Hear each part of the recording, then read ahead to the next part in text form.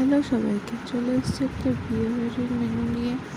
তো প্রথমে দেখলে প্লেট, টিস্যু, হজমোলা জলের বোতল সব দেওয়ার পর স্যালাড আর ভাত হলো। ভাতের সাথে ভেজ ডাল আর পটল চিংড়ি বা এঁচোড় চিংড়ি কিছু একটা ছিল, আমার ঠিক মনে পড়ছে না। আমি কিন্তু চিংড়ি মাছও পেয়েছি, আমি খুব খুশি চিংড়ি মাছ পেয়ে।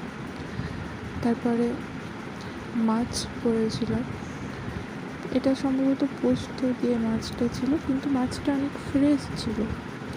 তারপর রাইসের সাথে চিকেন ছিল। আমার না এই পিসটা একদম ভালো ছিল না চিকেনের, তো আমি পরে আবার আলাদা পিস নিয়েছিলাম।